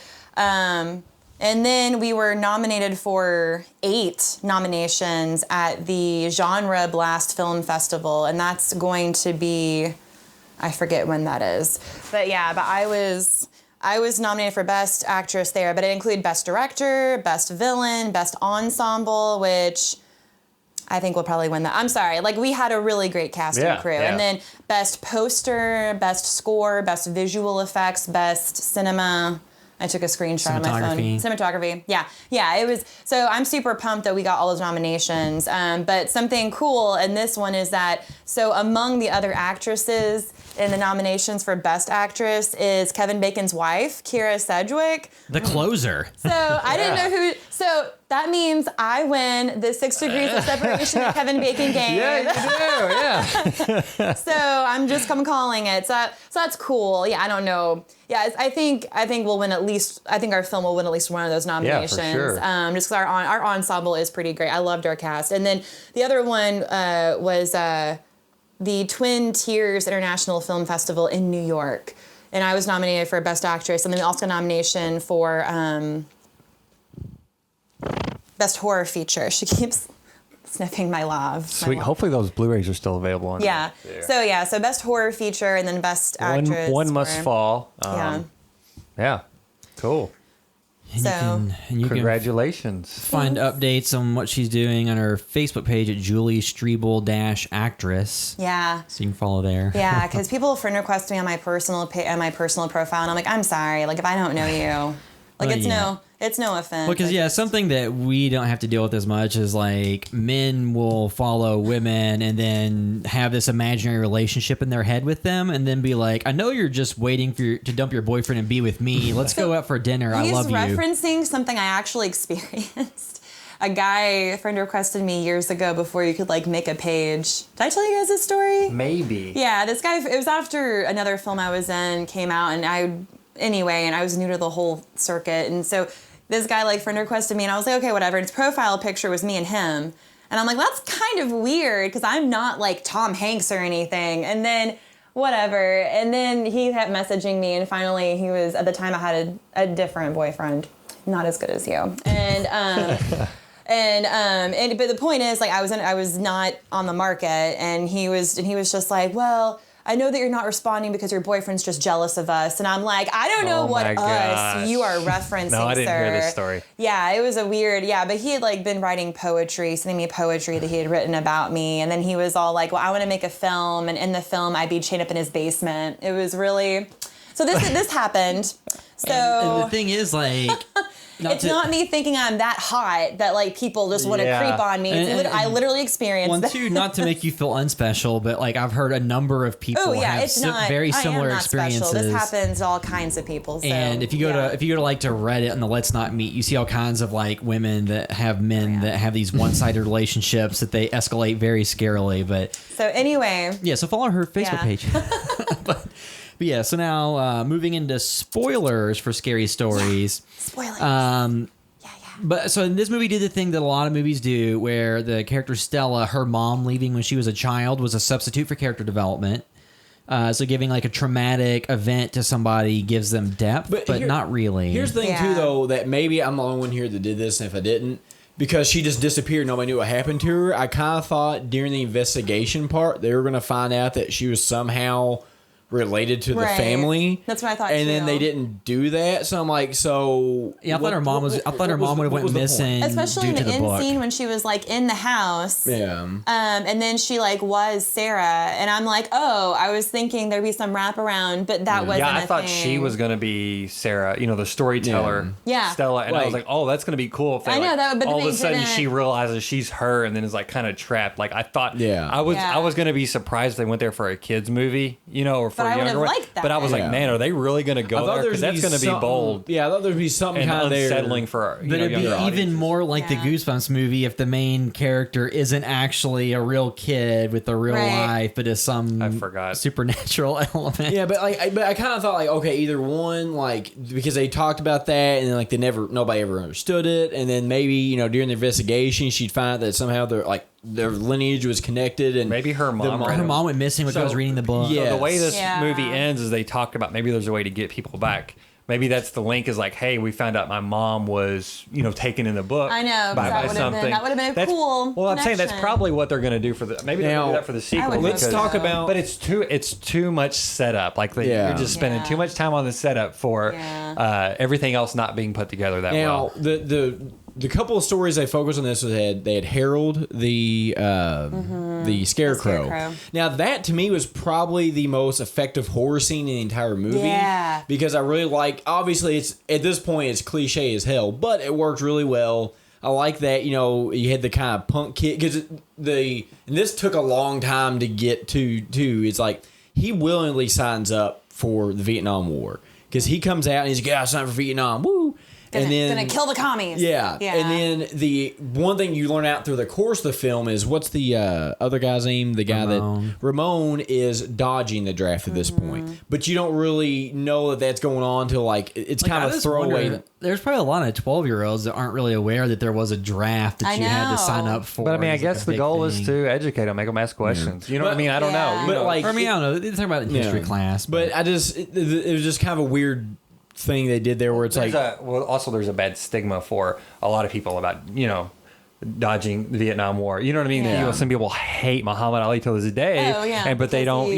But it's he had a perspective on it. He didn't technically dodge the draft. He just said, "I refuse to join," and suffered the consequences. Yes, for sure. A lot of people, but it was from a moral standpoint. Got medical deferments or went to Canada or burnt bone spurs. Yeah, so people got they got legitimately off the hook for illegitimate reasons. Yeah. But I just like how they set up his hatred for Harold, and then he's beating him up with the bat. Yeah. So then I was like, okay, the whole there's a racism thing and everything. Yeah. But and I was thinking about during that Ali, he basically he said a country that didn't stand up for him, he's not going to stand up for the country essentially, and that was this character in this film was just getting shit on, not even just by the bully, but by the police officer. Yeah. You know what I mean? So I was like, oh, I guess that's a stand-in parallel. I don't know. But it was the whole Vietnam thing was lost upon me as far as. Aside from maybe just it didn't really have any greater significance or parallel to the main story. Yeah, I guess so too. For him, and a lot of this is throwaway stuff that they kind of to him. I guess for him personally, the greater horror would be going to Vietnam. Well, here I'm dodging the war, but I'm gonna get killed by this thing. So, again, that's something that if that was more of a thing they went into, I would get it. But it's very throwaway in the greater good of the plot because he ends up going at the end anyway. So I don't know if it's maybe he's oh, I got the courage now, I'll go. But anyway, besides that, I do like the piece where he goes to fight the Scarecrow and he goes to stab with the pitchfork and stabs him and it turns him into the Scarecrow. Yeah, I like that. And then you see it wasn't true to the story. I mean, with the stories being a page and a half or 2 pages or 3 or 4 at the most. No, but how it happened? Do you guys remember how it happens in the story? I'm just saying, you do have to expand it out. I'll tell you how it happens. Tell me. With my story voice. So how it happens is there's Harold and there's the farmer, and I forget how it comes to, but how the farmer ends up dying is basically Harold skins the farmer because someone comes home in the morning and sees that Harold that's what it is. Harold starts walking around and the farmer's creeped out by it. So, cause I think the farmers would take the cows out to pasture and come back. And so one farmer hated Harold or whatever and treated him like shit and then would take the cows out to pasture. And the other farmer was out at pasture and saw that Harold was walking. He would see Harold every day move. And he's that's creepy and weird. And finally he's out in the pasture and he's far away. And from a distance he sees Harold pacing around the house, and he sees it from a distance and he's what's going on? And I think that he stays because he's I don't know what's going on. I'm not going to go back yet. And there's no cell phones, of course. And so finally he goes back and he sees that Harold has taken the skin of the other farmer and has laid it out on the roof to dry. So honestly, way more violent and gruesome than what actually. I mean, the scene in the film is gruesome. Yeah, it's very cool. And it was cool, but that's not what happened. I think if you had done the skin, that would have made it an R rating probably. Yeah, and two, it's, and two, I think it's cool that they did spins on all these. You know what I mean? Yeah. I don't know.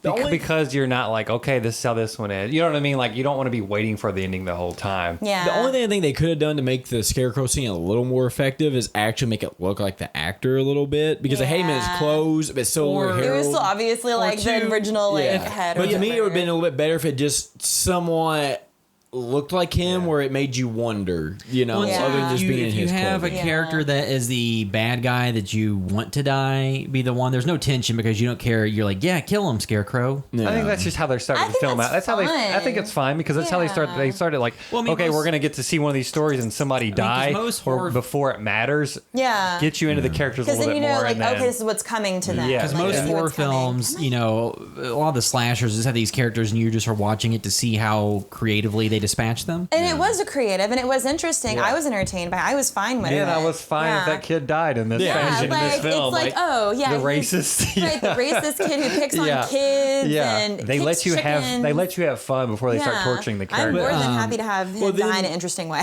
And then the next one would be the toe in the soup. Augie. And that should Yeah. have had more setup And- because there's no suspense. Yeah, because with the there's whole, zero suspense Yeah. in it, and it is probably the best character design that I like the Yeah. most. I found that to be the most terrifying on because screen. that was like a practical. I hid Yes. my eyes. I hid And my eyes in that they show it one or maybe twice, but then like outside of that, there's no suspension, there's no build up. Yeah. I think there's a little bit of suspense just eating the toe because especially if you know like, hey, don't eat the toe. Yeah, but he there's spits it suspense with out. that. He does, but also too. Again, I'm watching the perspective of a 10-year-old. How many 10-year-olds have seen near cannibalism? Because that's for me. I was like, Yeah. oh, this is cool. This kid might actually eat a toe in this essentially kids movie. Yeah. And maybe I'm thinking if he would have ate it. That could have also given them an R rating. You know what I Yeah. mean? Because that is cannibalism. Well, so I just- I like that element of it. I just wonder, like, when they were doing that, like, what they were. I just would have liked to have a little more suspense and build up Yes, because I feel like when they gave you the best stuff, there's like, all right, next scene. Yeah. And then it's like, okay, but Too that little. was the most interesting thing. And then they did a very Yeah. Grudge-esque thing at the end where they just kind of pull him into the nether regions and you never see him again. Well, yeah, so they give the cop out of, oh, we can get the nether kids. regions. So, Yeah. like, Like, is he there- just disappeared. Is there It's a like- way that they can make the bully turn back from a scarecrow into a person and they can get the other kids back out of the Yeah. being dead? So, Well, would it then bring back everybody, including her family or whatever? Well, I guess everyone who would. yeah, so still the be other alive. element is you I don't find know. out that there's the character Sarah Bellows, who was just a weird looking kid. I think they Albino. said, You should go albino. Yeah, come on, William. Jeez. Okay, well, the movie presented her as something was different. They said albinism. Okay, well, I forget what it That's was. all they said. So you know, Yeah. like, oh, in So the you come in the 1900s, they wanted to hospital, you keep her. find So like she out. was that. Yeah. so she was just spilling the beans that her family had a plant that was poisoning the water that caused the death of some children. So instead, they used electroshock therapy and made her, I guess, eventually admit to it and use her as a scapegoat, saying that she killed the children. And then after she died, then her spirit was able to then enact all the stories out of the books and make them happen somehow, which is not all that dissimilar from a lot of other stories. Maybe the and modern movies. story they're gonna maybe the sequel is just gonna be straight up modern day and you're gonna draw all these parallels like, oh, we're gonna be a story in Flint, Michigan. You know what I mean? Oh yeah, The governor. yeah. And then but like then the next one was the spider bite, which that's one I always remember. Which they set that up because like the sister gets thrown in the basement earlier when they find Yeah, Beryl, and then it she gets was. bit by a She spider. goes to the And spider you think web. about the folklore aspects. Some of those folklore tales don't really have a strong moral. I mean, maybe they do. Yeah. But again, like they're loosely like, okay, was she being too vain? You know what I mean? Like Yeah. that's what I was trying to think in the film too. Like, what are we? Well, yeah, what are they because- being punished for, if anything? I think that may have, if they would have leaned stronger on that element and kind of made some of that stuff more aware, that would have been more satisfying. Yes, you know, because they could have went more of a Brothers Grimm way and be like, okay, here's Yeah. Because see, this to me was the Disney-fied version of these scary stories that because they took like, oh, okay, we're gonna take these scary stories and then we're gonna make them happy. Yeah. And so like, like the kids just like when the Pale Lady eats the kid or absorbs the kid, she just hugs him. What would have been more terrifying is if she like swallowed him whole. I know because her big old mouth. I was expecting that to happen. I was expecting like a scene where like they come in, Yeah. and then it just like we talk about Resident Evil 3. There's like a frog creature that eats you, and then you see her, and you look over and like she's gulping him down or something. You see his little feet go in her mouth. That is could cool, be but a- also that too, Well, just like I in- like the almost unsettling like unnatural. I don't know. I like that element of it some as well, only because it's like there's a helplessness to it, and you know, like there's you don't know what it is. And also, didn't Pennywise just eat somebody a year ago? Yeah, but hey, well, Dragon Ball's where the wild things are. Yeah. That creeped me Yeah, out. that That shit, scene where Well, she like swallows the kid. Yes. I'm like, She's like, get in there and hide. yes. well, like there's something else they could have done. Took a page out of Dragon Ball Z because one of the characters, Boo, absorbs They people. absorbed, yeah. But it's like a really disturbing, like not like the kid just like hug, and he goes in, and there's like no fight. It would have been a little bit more disturbing if like it was Mummy-esque or something. Where, like they see it happen and they're trying to like his hand, then he just disappears when he goes in. But it's like the way they did it was like it just wasn't. it was anticlimactic. Yeah, it's very anticlimactic. Some people have said that some people have really praised that scene. I thought it was really? fine. No, it was but they were like, "Oh my god, this is just like a nightmare dream sequence." They act like it's like an astonishing achievement. I thought it was fine. I liked it, but it didn't do that I for felt me. like it was reminiscent of in the beginning when his mom made the costume and made him hug her. Yeah, and made him hug her, and then he's like, "Let go." I feel like it was reminiscent of that. Yeah. Really. Somebody also brought up Session 9. Have you all seen that film? Yes. They said I like they lean heavily into Session 9 reference in that. They act like Have it you was seen Session No, 9? they act like it was severely intentional going into that to kind of prime me for it. But I didn't really get that from it. The only thing I guess I kind of got that was because they were in a hospital, but Session 9 was like kind of felt more like a Waverly type institution where this didn't. But I just look at certain things they did. And it's like the Pale Lady too. Like I don't even remember that story that she came from. And then that was literally no story in this. It was just like, Let's look it up. you know. I mean, I think that the element of that set piece happening during the middle of the day in a hospital, it wasn't as scary of a setting as it could have been.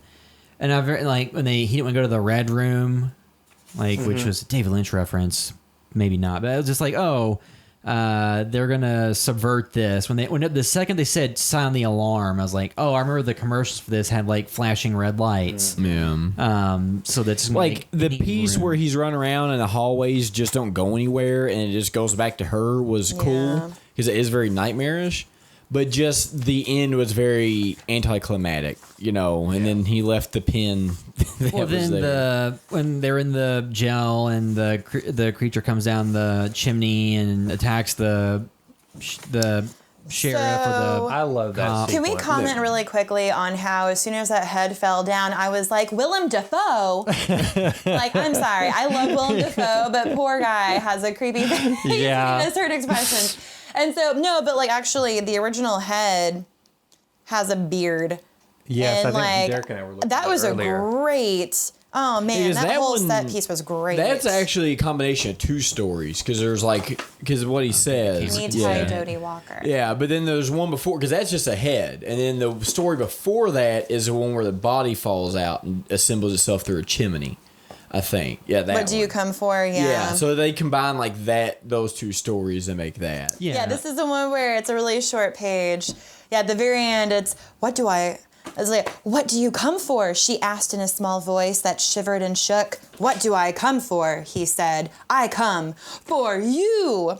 In parentheses, as you shout the last words, stamp your foot and jump at someone nearby. That's what somebody was talking about people complaining about jump scares in this. And they're like, hey, do you remember how a lot of those stories ended? Which was a jump scare, to scare your friends. It was super fun. I'm trying to find the Pale And Lady the jump came scares, I from. think, were good in this as well. But that whole sequence, I thought there was some great tension in that, I think it was funny when the sheriff was like shooting the head on the ground. Oh, yeah, I and enjoyed then, that. it coming through the bars, you knew what it was going to do. And then it was like an awesome like action set piece too, just on the car. Yeah. Like I loved all that.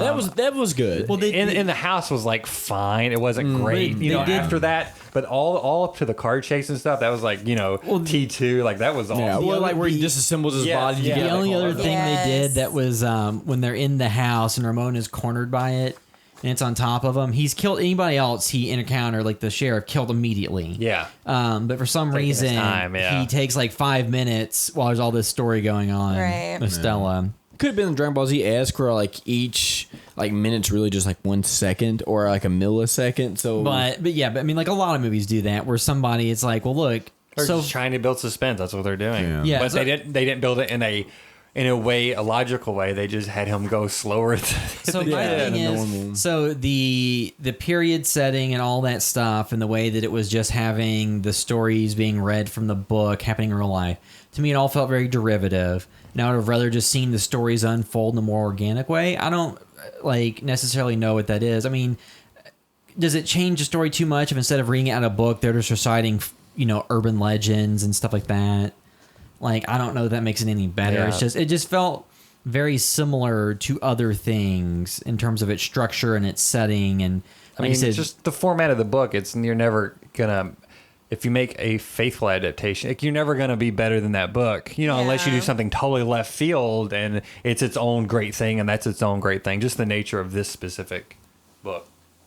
Yeah. Then the other one we talk about is we kind of talked about the spider bite. We didn't get into it fully. But with her, she's the only one that was afflicted by whatever and, survived her encounter because they were able to stop it. But she went crazy. Yeah. But then at the end of the thing, it's Stella, her dad, and her, and they're going somewhere. So I guess they moved. But then it's how can you check somebody out of a mental institution where you're not their guardian? His mom didn't die. There's Harold. There's good. Yeah. The camera. Yeah, Harold actually looks a lot like him too.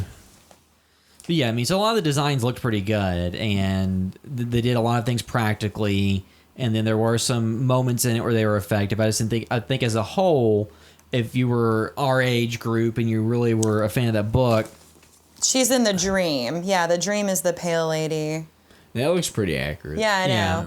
It was really... Yeah, that one looks almost exactly like the illustration, but... There's someone watching us who's appreciating me pulling the book out. I know it. I just know it. Go to YouTube if you're listening on iTunes. Well, they can. Yeah, they can look it up. The Dream. But yeah, so, the movie had some positive aspects. I just think the overall story and the setup was a bit derivative of a lot of other recent things. And it's just funny that there's only... Derivative and not an improvement. And it's funny that there's really only this one way to adapt these types of stories as, according to Hollywood studios. So we'll see. I didn't see the Goosebumps sequel. It looked really bad. Yeah, it's on Netflix. I just saw part of it because my nephew had it on when he was over. The trailers for it the trailers for the Goosebumps sequel looked like a made-for-TV Nickelodeon production. He told me he was watching something else that wasn't, because he gets kind of scared at nights when he stays over. Aww. He told me he was watching something else, and I can't remember what it was, but I thought it was something, I don't know if thought it was more prestigious or what, but I started watching it. There was a pharmacy scene, and I'm like, man, all these actors are in this movie. And I was watching it because there was some actors I like quite a bit, but they're comedic actors and stuff. And then I was like, what are you watching? Are you watching this? He's like, no, I'm watching Goosebumps too. So I think it might have some good actors in it, but the trailers they cut were just very... No, yeah, they did not impress me, but it's on Netflix, I think. So I'll probably put it on at some point. But the spider bite stuff was kind of cool. It kind of reminded me of, they went all the way to that one because they had the spiders going all over, and then her face. Yeah. They had a little bit of the gross body horror with it kept getting bigger and bigger, and then you had the little spider leg pop out. So that was cool, and then that was where to me is the most Mummy-esque because you see the shadow coming over, and you go back and watch. Drag Me to Hell does the shadow better. Yeah. Well, it was kind of like that too, though, you know. But there's a certain stuff where it's they go all the way in that, but then they don't go all the way in other places, and it didn't really make sense and maybe some of it's budget. I don't know, but it just seemed like, okay, we're gonna do this all the way, but then here we're just gonna, because they showed probably more spiders crawling around her than they showed of outside the Pale Lady of the other.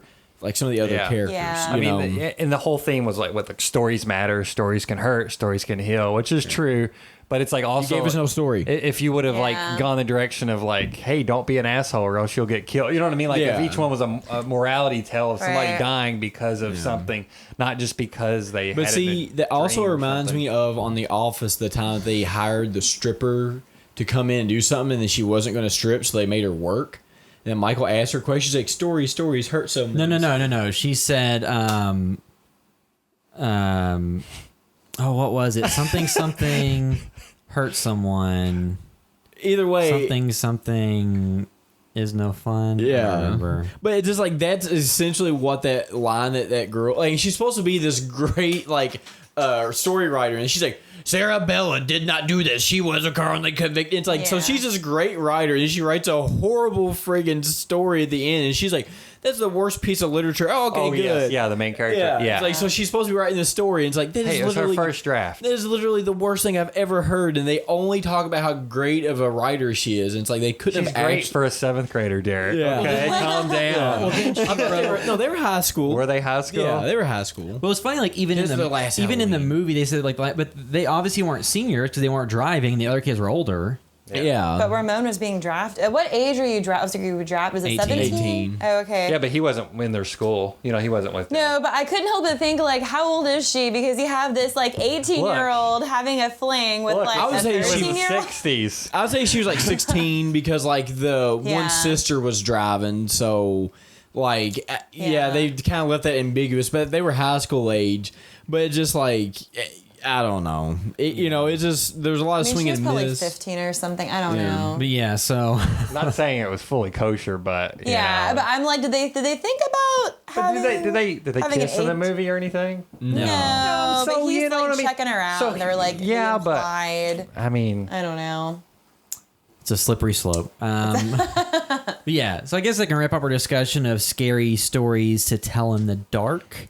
As I mentioned earlier, you can do some research on Julie and One Must Fall if you want to check that movie out. The next episode of the podcast, we'll be discussing the 1990 film Jacob's Ladder, not the upcoming remake that's coming out. We may watch that on streaming or something. I don't know that we'll go in theaters to see it, but we're talking about the original Jacob's Ladder on the next episode. And we said we'll be on the next episode. We talk about more too. We're going to be at Days of the Dead in Louisville, at least on Saturday, the Saturday of that weekend of August 31st, and we'll be there. So you can look for more details on that and follow us on social media. If you're listening via iTunes or any podcast app, do us a huge favor and leave a review that helps other people find the podcast. And you can find all the stuff we're doing at houseofvideostore.com. Find links to all the social media accounts, to Facebook, Instagram, YouTube, all that good stuff. And if you want to find us specifically on social media, you can find me on Instagram at the William Caps. You find me at Capstared. and I'm at Blevin Sean on Twitter. Yes, and then we said Julie. You can find her at Julie Schriebel -actress on Facebook. But yeah, so that'll wrap up this episode of the House of A Store podcast. Thanks for listening. House by the Video